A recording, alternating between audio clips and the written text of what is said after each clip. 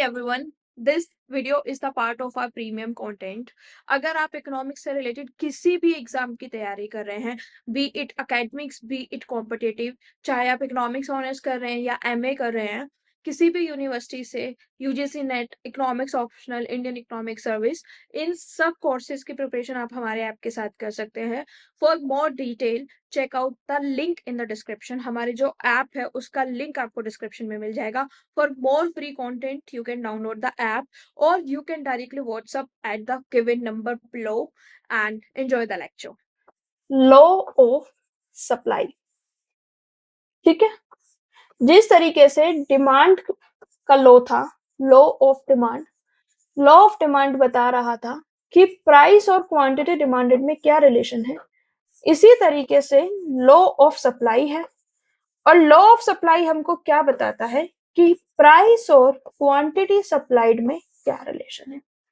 ठीक है, जैसे कि हमने अभी पढ़ा, अभी मैंने थोड़ी देर पहले भी बताया था लॉ ऑफ सप्लाई क्या होता है. तो लॉ ऑफ सप्लाई क्या बताता है? लॉ ऑफ सप्लाई कहता है keeping other factors constant, keeping others factor constant. ये जो अदर फैक्टर्स कांस्टेंट है, इस टर्म को हम इकोनॉमिक्स में एक दूसरे नाम से भी लिख सकते हैं, जिसको हम बोलते हैं सेट्रिस पेरिबस. सेट्रिस पेरिबस. ठीक है, keeping other factors constant, correct. The direct law, keeping other factor constant, there exist and a direct relationship between price and quantity supplied. यानी कि जो प्राइस और क्वांटिटी सप्लाइड है, उन दोनों के बीच में डायरेक्ट रिलेशनशिप है. यानी कि डायरेक्ट रिलेशनशिप का क्या मतलब है? प्राइस और क्वांटिटी सप्लाइड डायरेक्टली रिलेटेड है. इसका मतलब अगर प्राइस बढ़ेगा तो क्वांटिटी सप्लाइड भी बढ़ जाएगी, अगर प्राइस कम होगा तो क्वांटिटी सप्लाइड भी कम हो जाएगी. ठीक है, यानी कि जो लॉ ऑफ सप्लाई है वो क्या कहता है? लॉ ऑफ सप्लाई कहता है that there exists a direct relationship between the price and quantity supplied, keeping other factors constant.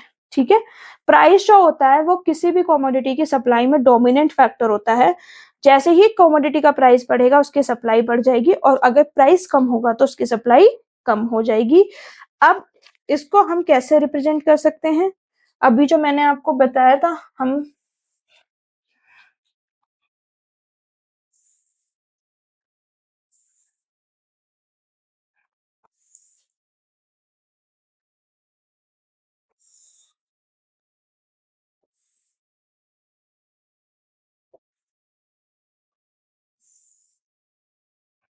ये प्राइस है, ये क्वांटिटी है. ठीक है, क्वांटिटी सप्लाइड. प्राइस अगर 1 है तो 10 यूनिट को सप्लाई कर रहे हैं. यहाँ पे मैं लिख देती हूँ टेबल. ठीक है, ये क्या बता रहा है? Supply schedule. अगर प्राइस 1 से बढ़ के 2 हो गए तो क्वांटिटी सप्लाइड, जो प्रोड्यूसर है वो कितनी क्वांटिटी सप्लाई करेंगे? 20. प्राइस जब 2 से बढ़ के 3 हुए तो क्वांटिटी कितनी सप्लाई करेंगे? 30. जब 3 से बढ़ के 4 हुए तो कितनी करेंगे? 40. जब 4 से बढ़ के 5 हुए तो कितनी करेंगे? 50. ठीक है, यानी कि जैसे जैसे प्राइस बढ़ा वैसे वैसे क्वांटिटी सप्लाई जो है वो बढ़ती चली गई. अब इसी को हम ड्रॉ भी कर सकते हैं. यानी कि अभी तक मैंने आपको जितना पढ़ाया उस सबको मैंने क्लब कर दिया.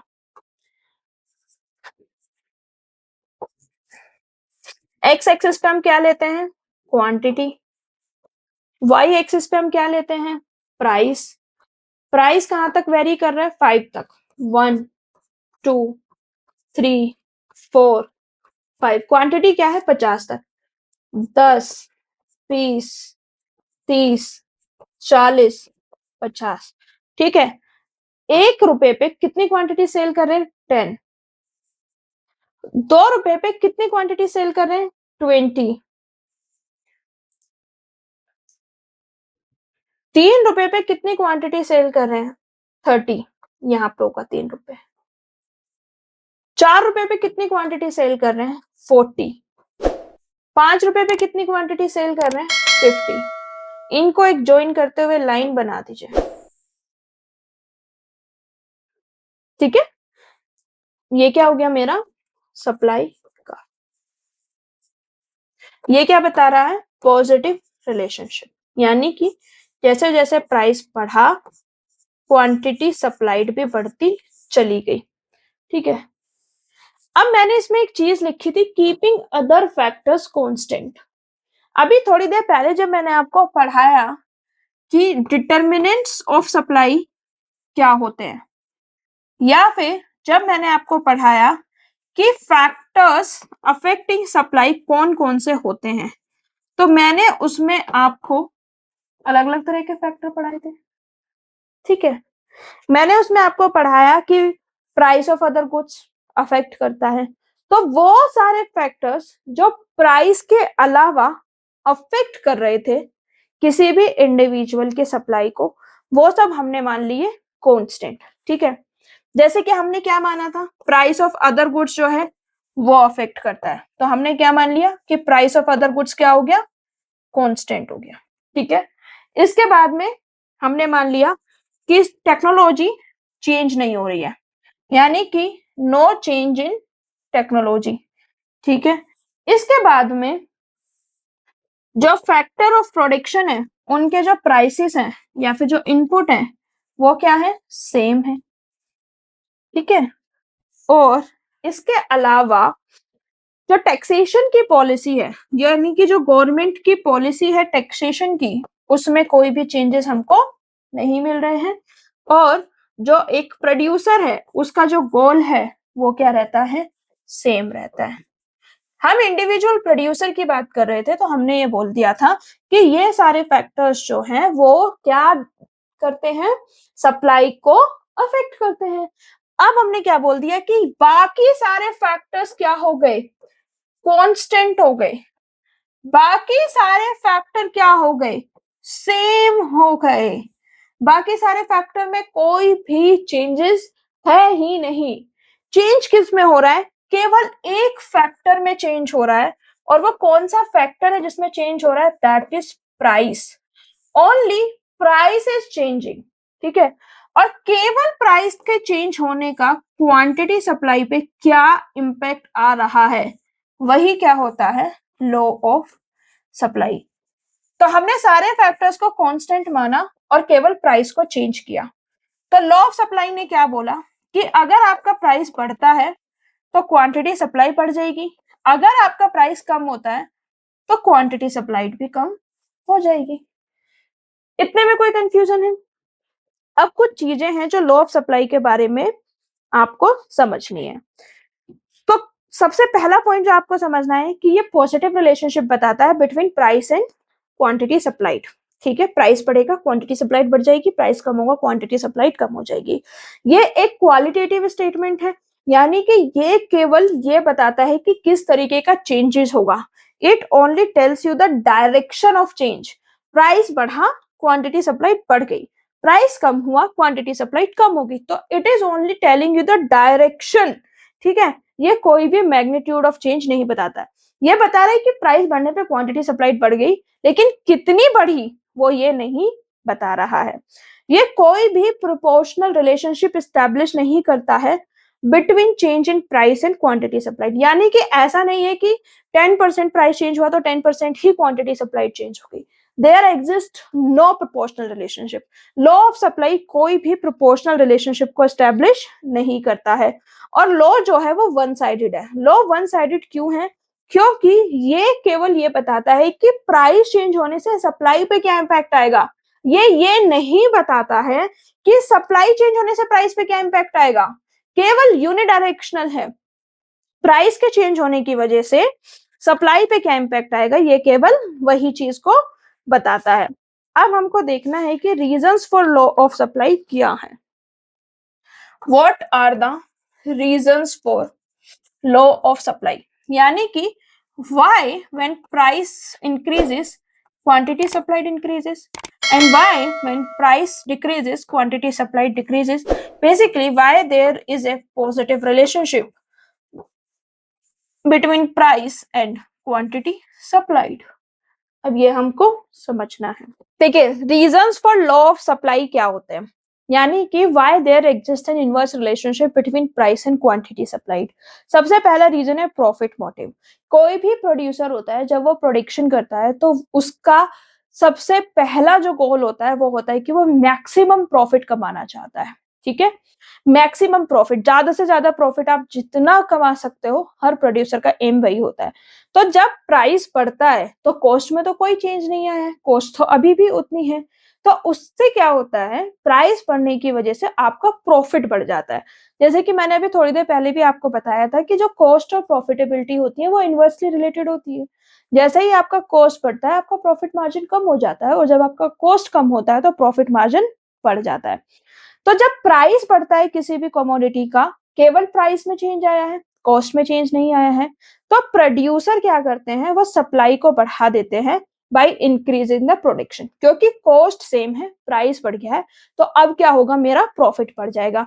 To earn more and more of profit, जो प्रोड्यूसर्स होते हैं वो क्या करते हैं, they to sell more at the higher prices. ठीक है, और जब प्राइस कम होता है तो प्रॉफिट मार्जिन कम हो जाता है। प्रॉफिट मार्जिन कम हो गया तो वो कम सप्लाई करते हैं। अगर कोई भी रेशनल प्रोड्यूसर है, तो कोई भी रेशनल प्रोड्यूसर क्या करता है, वो ज्यादा से ज्यादा प्रॉफिट अर्न करना चाहता है। ज्यादा से ज्यादा प्रॉफिट आप कब अर्न कर पाएंगे, जब आपका प्रॉफिट मार्जिन ज्यादा होगा। ठीक है, दूसरा क्या है, change in number of firms. जैसे प्राइस बढ़ता है तो लोगों को लगता है ना कि इस इंडस्ट्री में तो बहुत पैसा है, इतने प्राइसेस पे हम चीजों को बेच रहे हैं। तो जितने भी प्रोस्पेक्टिव प्रोड्यूसर्स होते हैं ना, ये वो प्रोड्यूसर जो सोच ही रहे होते हैं कि हम इस इंडस्ट्री में एंटर करें या ना करें, लेकिन ऐसे उन्होंने देखा कि प्राइस राइज हो गया, तो वो प्रोड्यूसर क्या करते हैं, वो मार्केट में एंटर करते हैं और जो कमोडिटी है उसको प्रोड्यूस करना शुरू करते हैं to earn the higher profit. जैसे ही नंबर ऑफ फर्म्स जो बढ़ती हैं उसकी वजह से मार्केट सप्लाई बढ़ जाती है। तो क्या हुआ कि प्राइस बढ़ा, उसकी वजह से कुछ नई फर्म्स मार्केट में आई। अब जो नई फर्म आई उन्होंने भी तो सप्लाई किया ना, तो जो नई फर्म ने सप्लाई किया उसकी वजह से हमारी मार्केट सप्लाई जो है बढ़ गई। लेकिन जैसे ही प्राइस कम होता है तो जो बहुत सारी फर्म्स होती हैं जो बहुत छोटे लेवल पे डील कर रही होती हैं, ठीक है, वो बहुत लो प्राइस पे डील कर रही होती है, वो उनको कोई प्रॉफिट ही नहीं होगा when they will sell their product at the low price. तो वो क्या करते हैं, या तो अपना प्रोडक्शन कम कर देते हैं या फिर प्रोडक्शन कंप्लीटली बंद कर देते हैं। इससे क्या होता है कि मार्केट सप्लाई कम हो जाती है। चेंज इन स्टॉक क्या होता है, जब किसी भी गुड का प्राइस बढ़ता है तो जो सेलर्स होते हैं वो ज्यादा अपने स्टॉक से सप्लाई करना चाहते हैं। उनके पास एक लिमिटेड अमाउंट का स्टॉक होता है, मैंने आपको बताया स्टॉक जो होता है वो एक फिक्स्ड क्वांटिटी होती है।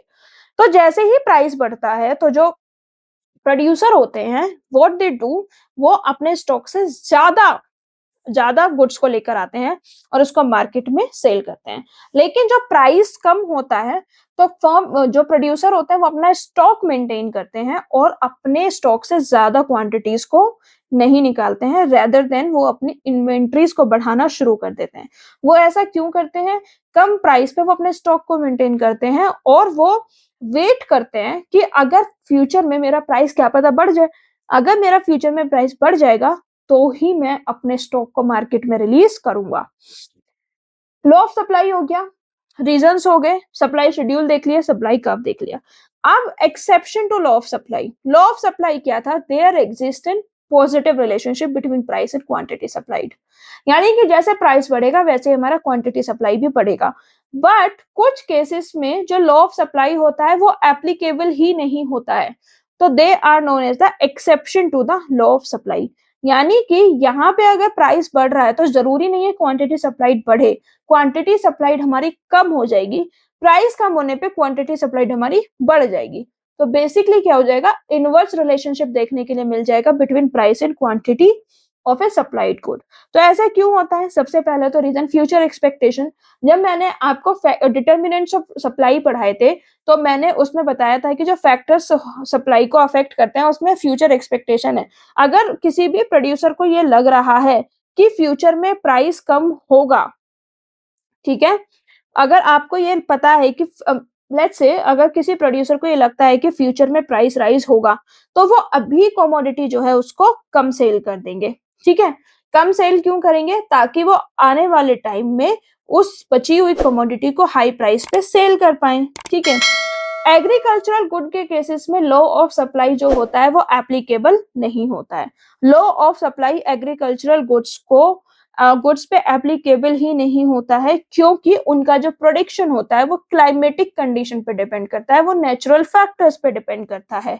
ठीक है, अगर वेदर में कोई भी चेंज हुआ और उसकी वजह से जो हमारा एग्रीकल्चरल प्रोडक्शन है वो कम हो गया, तो हम उनकी सप्लाई को बहुत ज्यादा प्राइसेस पे भी नहीं बढ़ा सकते हैं। लेट्स से जो हम कहते हैं कि फसल खराब हो गई, ठीक है, ओले पड़े या बारिश पड़ी उसकी वजह से फसल खराब हो गई, फसल खराब हो गई तो हो गई, अब हम उसमें कुछ भी नहीं कर सकते हैं। हम चाहे कितना भी प्राइस बढ़ा लें उसकी सप्लाई नहीं बढ़ सकती है। तीसरा होता है पेरिशेबल गुड्स। पेरिशेबल गुड्स वो होते हैं जो एक दो दिन में खराब हो जाते हैं, जैसे कि दूध हुआ। अगर दूध को आप मैक्सिमम 2-3 दिन तक ही यूज कर सकते हो, सब्जियों को मैक्सिमम आप 1 वीक तक यूज कर सकते हो। तो पेरिशेबल गुड्स वो होते हैं जैसे कि वेजिटेबल हो गया, फ्रूट्स हो गए, जो कि बहुत जल्दी ना खराब हो जाते हैं।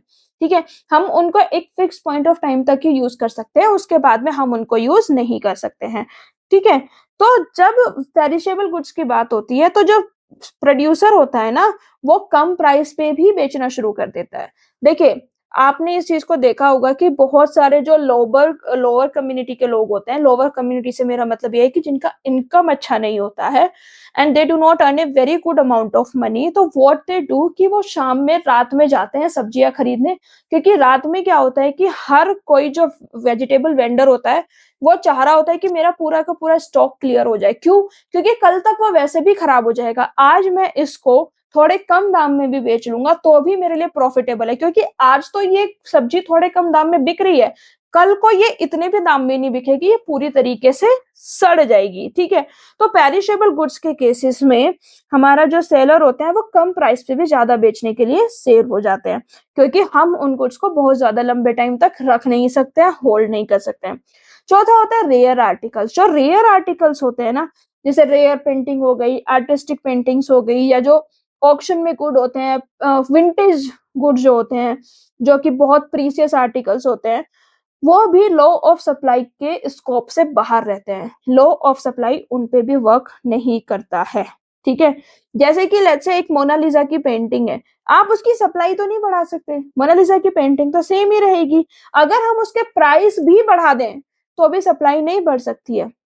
ऐसे कुछ एंटीक आइटम होते हैं, अगर आप उनके लेट्स से कोई एक 1870 की कोई एक कार बची हुई है, तो उसका प्राइस कितना ही बढ़ जाए, आप 1870 की कार दूसरी थोड़ी ना बना दोगे। ठीक है, तो ये लॉ ऑफ सप्लाई से बाहर होता है। दूसरा होता है बैकवर्ड कंट्रीज। ठीक है, जो बैकवर्ड कंट्रीज होती हैं, जो इकोनॉमिकली डेवलप्ड होती हैं, डेवलपिंग हो रही हैं, अंडर डेवलप्ड होती हैं, उन कंट्रीज में क्या होता है कि रिसोर्सेज का शॉर्टेज इतना कम होता है ना कि अगर प्राइस भी बढ़ जाए तो भी प्रोडक्शन नहीं बढ़ता है। देखिए, प्रोडक्शन करने के लिए कुछ तो रिसोर्सेज चाहिए होते हैं ना, कुछ फैक्टर ऑफ प्रोडक्शन तो चाहिए ही होते हैं। अगर आपके पास रिसोर्सेज ही नहीं है, अगर आपके पास फैक्टर ऑफ प्रोडक्शन ही नहीं है, तो फिर आप कैसे प्रोडक्शन करेंगे? तो बैकवर्ड कंट्रीज में क्या होता है कि सब प्राइस अगर बढ़ भी जाए ना तो भी सप्लाई नहीं बढ़ पाती है, क्योंकि उनके पास वो रिसोर्सेस ही नहीं होते हैं जिससे वो प्रोडक्शन कर सके।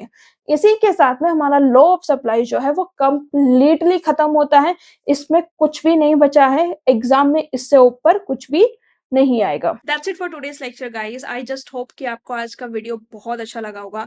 अगर आपको वीडियो अच्छा लगा है तो like it, share it, subscribe to the channel. Please subscribe करके जाइए, क्योंकि I have seen in my analytics कि आप लोग वीडियोस देख लेते हैं, सब्सक्राइब नहीं करते हैं। Please make sure to subscribe and hit the notification bell, ताकि नेक्स्ट टाइम जब भी वीडियो अपलोड करूं वो जल्द से जल्द आपको मिले।